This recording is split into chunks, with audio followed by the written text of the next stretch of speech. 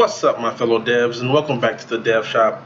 So today we're going to take a quick look at how to set up attachments, and you can think of these as sockets if you come from, say, UE4, where you can attach things like, armor, weapons, other things to other objects.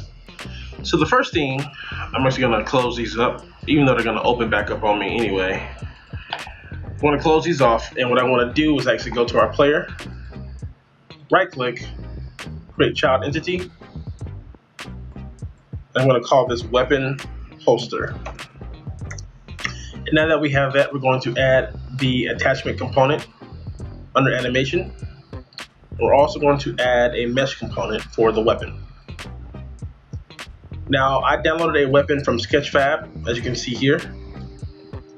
And you guys can use any weapon that you want, a sword, another gun that you have in your project, a freely downloaded one. It all works. And we're going to leave our transform component at 0. Everything at 0 except for our scale being left at 1. We're going to manipulate the object or the entity on the attachment component instead. So the first thing we need to do is actually give it a target entity so we'll know what bone to attach our attachment to. So we can drag the player into the target entity, and then we can pick our bone based off that target. And I'm going to go for, let's actually go for the spine. Spine 4, or maybe actually, let's do spine 2. No, 4 is right, it's higher. Alright, so spine 4. And I know from playing with this earlier that the weapon that I imported is very small in scale. It doesn't match the unit size that Lumberyard recognizes. So I'm going to bump this up to 15.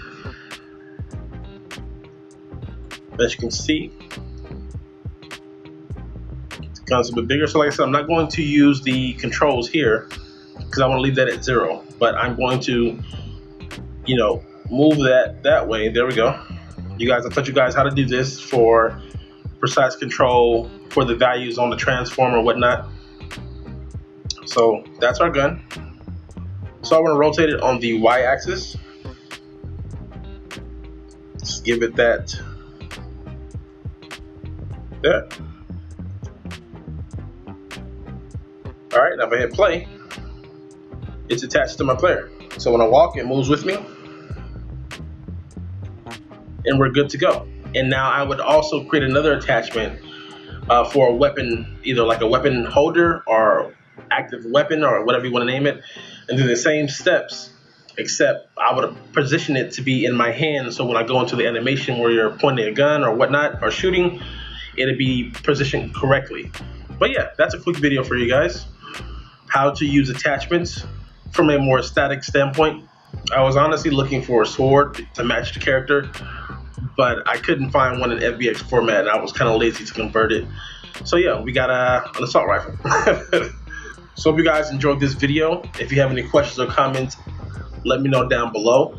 If you need anything about attachments further explained, let me know in the comments, though I will be touching on it regardless in the near future once we get into pickups and things like that.